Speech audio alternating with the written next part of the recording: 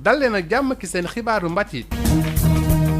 dañu koy dooree ak séddale bi nga xam ne ñu ngi koy wéyal ñeel koppar yi ñu jagleel way fentkat yi ak ñu yëngu ci wàllu mbatitu réew mi fële ca Kaolack ñu ngi toll ci téeméer ak juróom-ñaar fukk ak juróom-ñaar ñoom ñëpp nekk ci association boo xam ne moo ëmb artistes comédiens yi nekk ci Arcots Kaolack ñoom jot nañu jot seen ay enveloppe niki noonu doonte sax mbiri yombul woon waaye lépp jot nañ ko jaarale ki yoon ak ci leeraange nañ ko déglu ki nga xam ne moo di Sankum Diaby nekk premier vice-président association artiste comédien théâtre bu cellule régionale bu Kaolack ci micro Mamadou Camara. waaw dañ fi dajee ndax ndimbal gi nga xam ne moom la son excellence le président de la république jaarale ko ci ministère de la culture et de la communication jagleel ñi nga xam ne mooy les acteurs comédiens donc ñun aussi ñu amoon ci suñu part gannaaw ba bureau national réunir jox ñu suñu wàll ñu dajale ñi nga xam ne mooy les acteurs comédiens ñi nga xam ne ñu ngi nekk biir Kaolack ngir jox leen loolu nga xam ne moom la leen président jagleel mu jaar ci bureau national dala ko jaar ci ministère moo taxoon ñu daje tey ku ci ne ñu jox la nga xam ne moom nga yelloo ci loolu. ñaata ngeen ñu séddoo mbir mi. waaw fii au niveau de Kaolack jot nañ fi li nga xam ne mooy 177 personnes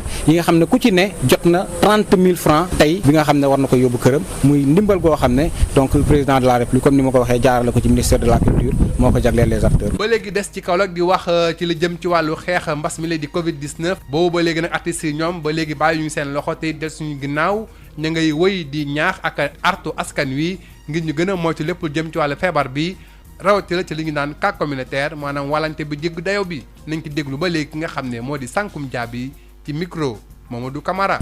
seen yëngu-yëngu dafa mel ni da ngeen ko dakkal. waaw yëngu-yëngu yi daanaka dakkaluñ ko. parce que am na ay outils yi nga xam ne mën nañ ci liggéey. à travers le net à travers les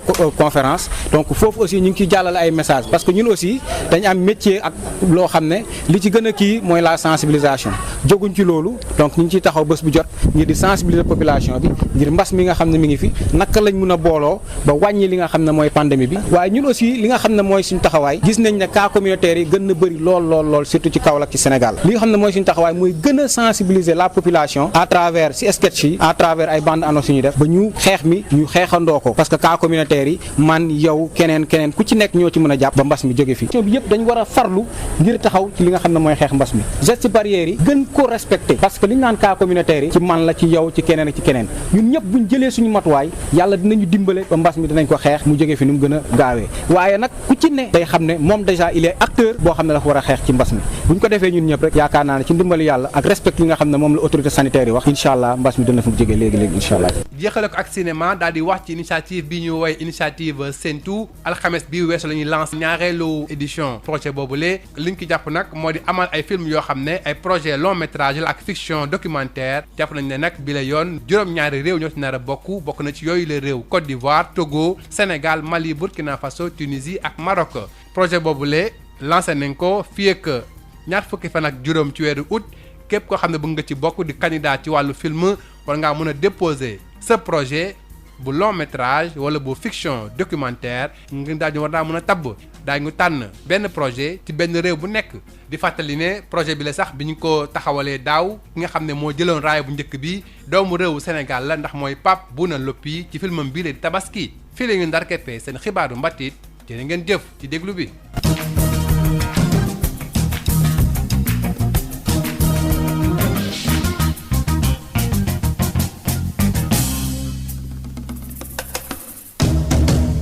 Bonjour et bienvenue dans votre journal de la culture. Distribution de l'appui issu du fonds Force Covid-19 à Kaolack. 117 artistes comédiens de la cellule régionale de l'association des artistes comédiens ont bénéficié de cette enveloppe. Malgré les impairs, l'argent a été bien distribué dans la plus grande transparence aux ayants droit. Sankum Diaby est le premier vice-président de l'association des artistes comédiens théâtre de la cellule régionale de Kaolack. Il est au micro de Mamadou Camara. Nous faisons partie de l'ARCOS, donc nous avons pris la part qui revenait de droit à l'association des artistes comédiens théâtre sénégalais, cellule régionale de Kaolack. Et aujourd'hui, nous nous sommes réunis ici au niveau de l'Alliance avec tous les acteurs comédiens théâtre sénégalais affiliés à l'ARCO pour faire le dispatching à tous les acteurs au niveau de Kaolack. Bon, la valeur financière s'élève à 60 millions. Nous faisons plus de 2800 membres au niveau national. Quand nous avons voulu octroyer à chacun une somme de 30 000 francs, nous nous sommes confrontés à des problèmes. Mais avec le ministre, on a su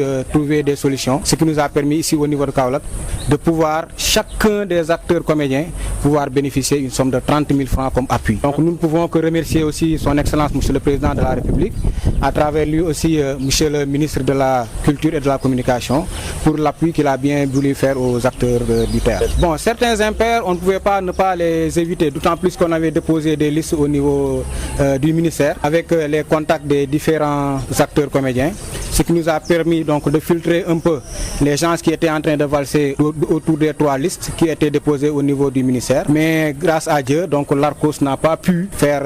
avec ces genres de problèmes ici au niveau de Kaolack et au niveau des nationales. Ici au niveau de Kaolack, nous avons 177 bénéficiaires. Ce sont des personnes qui sont éparpillées dans la région. Donc c'est la cellule régionale donc, de Kaolack dans sa composition globale. Et puis les artistes ne baissent pas les bras face à la lutte contre la Covid-19. Les cas communautaires deviennent de plus en plus inquiétants à Kaolack. Les artistes comédiens de Kaolack continuent de mener des activités de sensibilisation à l'endroit des populations. Nous écoutons toujours Sankoum Diaby de la Coste de Kaolack au micro de Mamadou Camara. Avec les sketchs que nous avons diffusés à travers les médias, surtout l'internet, et surtout aussi nous avons participé à la distribution de masques avec notre président national. On a fait aussi de la distribution de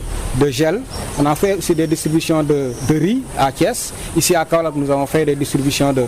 vivres alimentaires, puisque nous sommes des acteurs culturels. On doit véhiculer l'information par rapport aux autorités sanitaires, ce qu'ils sont en train de faire. Nous devons les appuyer, c'est pourquoi nous aussi, de notre part, nous devons faire tout pour que les gens puissent respecter les mesures barrières. Il y a l'internet, il y a le travail à distance et cependant nous pouvons tout faire pour que ça marche très bien. Bon, au niveau de l'ARCOS national, nous avons un projet qui a été déterminé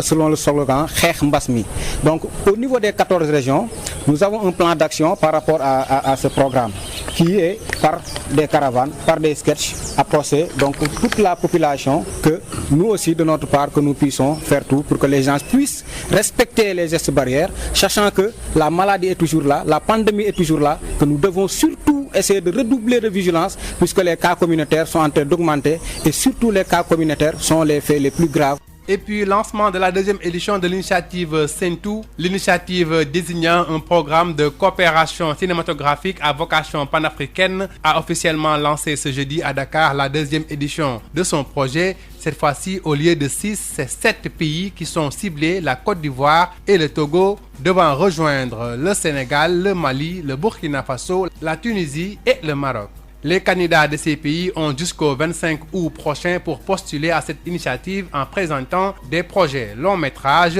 fiction et documentaire. Un projet sera choisi par pays, précise l'initiatrice. Rappelons que le Sénégal a pris la première édition de Sentou à travers le projet Tabaski du réalisateur Pape Bounama Lopi.